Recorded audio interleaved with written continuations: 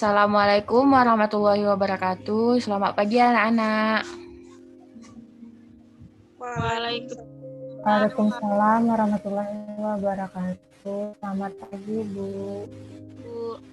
Bagaimana kabar kalian? Apakah hari ini baik-baik saja atau ada yang sakit? Alhamdulillah sehat, Bu. Baik, Bu. Nah, tetap jaga jarak dan di rumah saja ya. Sepertinya ini kondisi di Indonesia sangat memprihatinkan dan kondisi keadaan sekarang COVID pun makin menambah.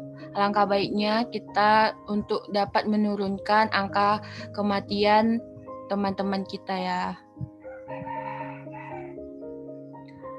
Baik, di sini Ibu akan memperkenalkan materi kita kali ini tentang sistem pencernaan pada manusia. Terus di sini untuk memulai kegiatan kita pada pagi ini alangkah baiknya kita untuk berdoa sesuai dengan agama dan kepercayaan masing-masing. Berdoa dimulai. Amin. Baik, di sini Ibu akan mengabsen kalian ya. Yang pertama, Dwi Mutiasari. Saya, Bu. Putri Melisa. Saya, Bu. Lani Rizka. Saya, Bu. Wulandari. Hadir, Bu. Ini teman kalian dua lagi kemana ya? Nilawati dan Sri Rahayu. Ketua kelas Putri Melisa, apa mereka ada memberi jawaban atau memberi tanggapan pada kamu? Tidak ada, Bu. Terangan, Bu. Tidak ada informasi yang saya dapat, Bu. Berarti mereka tanpa keterangan ya? Oke. Berarti Ya, ini Bu. cuman hanya kalian berempat ya. Baik, selanjutnya Ibu akan memberikan kalian PPT. Di sini Ibu akan men-share PPT tentang sistem pencernaan pada manusia.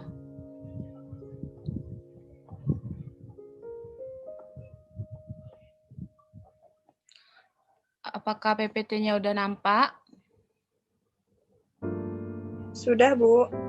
Baik, di sini Ibu akan menjelaskan tentang sistem pencernaan pada manusia. Apa sih sistem pencernaan? Sistem pencernaan adalah sebuah sistem yang memproses atau mengubah makanan dan menyerap sari-sari makanan berupa nutrisi yang dibutuhkan tubuh. Sistem pencernaan ini akan memecah molekul pada makanan yang kompleks menjadi molekul sederhana dengan bantuan enzim. Terus, jenis substrat yang dapat dicerna oleh tubuh yang pertama ada karbohidrat, protein, lemak, vitamin, serta mineral. Proses pencernaan manusia terbagi menjadi dua, yang pertama secara mekanis dan secara kimiawi. Terus yang pertama itu ada ingesti. Ingesti adalah masuknya makanan ke dalam mulut. Yang kedua ada pemotongan dan penggilingan makanan. Yang ketiga ada peristalsis. Keempat digesti, kelima absorpsi, dan yang keenam itu egesti atau defekasi.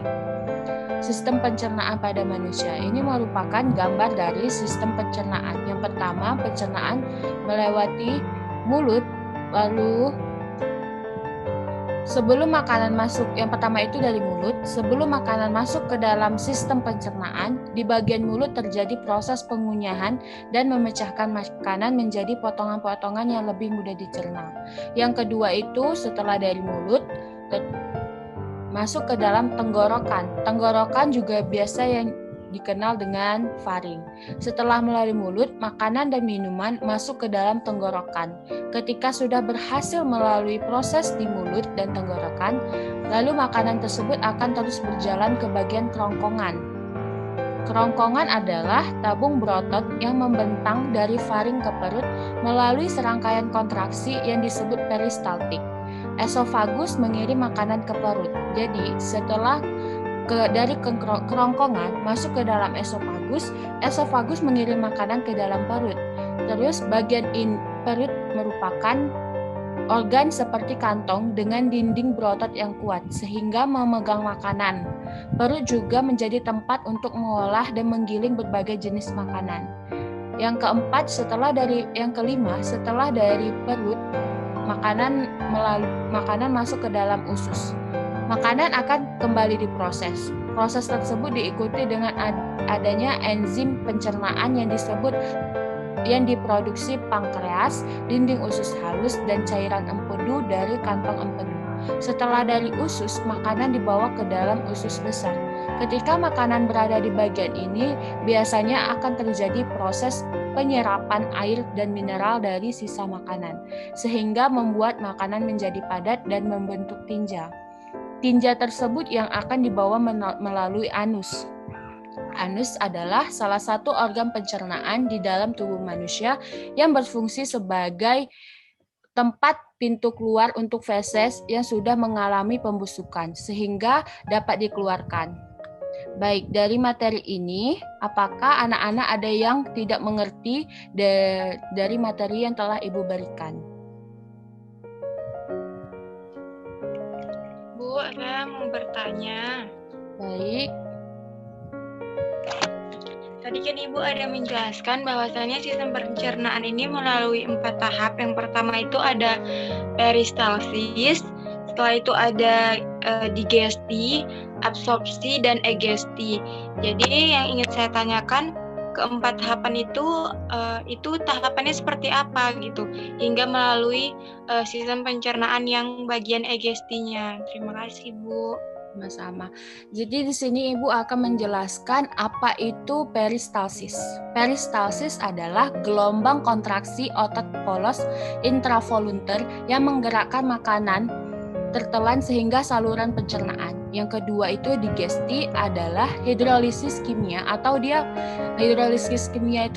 disebut dengan penguraian molekul besar menjadi molekul kecil sehingga absorpsi dapat berlangsung. Sedangkan absorpsi adalah pergerakan produk akhir pencernaan dari lumen saluran menjadi pencernaan ke dalam sirkulasi darah dan limfatik. Yang terakhir itu ada egesti atau defekasi. Egesti adalah proses eliminasi dari sistem absorpsi tersebut. Jadi keenam sistem ini merupakan saling berkaitan. Pertama dari igesti, terus dari igesti dibawa terus masuk ke pemotongan atau penggilingan, terus yang ke peristalsis, digesti, absorpsi, dan egesti. Apakah Dwi Mutiasari mengerti dari maksud penjelasan Ibu? Sudah, Bu. Terima kasih ya, Bu. Ya, sama-sama. Baik.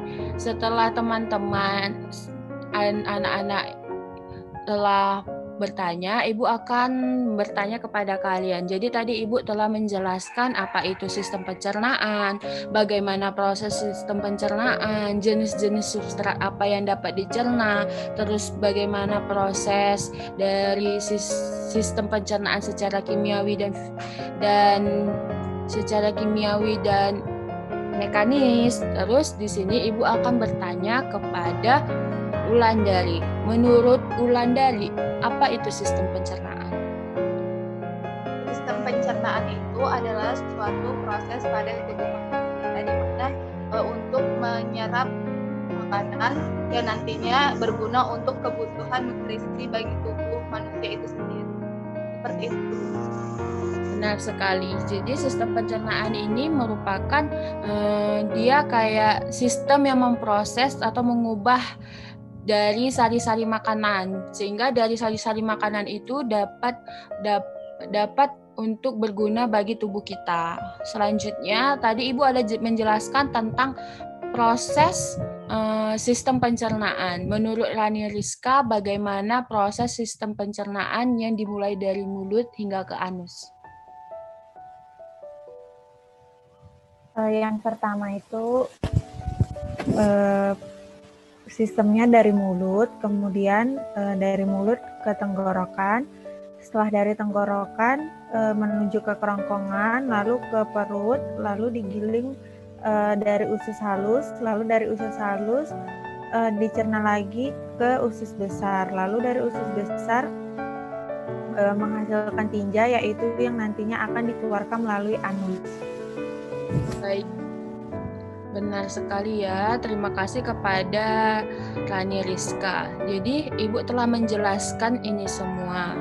Jadi kita sebagai yang mempunyai tubuh kita, alangkah baiknya kita dapat mengetahui apa yang akan kita makan sehingga tubuh kita dalam kondisi yang baik. Jadi kita kan mengetahui seperti kita tidak makanan pedas tidak boleh berlebihan sehingga nanti dia terdapat gangguan-gangguan yang dapat merusak sistem pencernaan pada tubuh. Jadi dalam kondisi seperti ini, kondisi COVID seperti ini, alangkah baiknya kita dapat mengonsumsi makanan yang baik agar sistem pencernaan kita sehat dan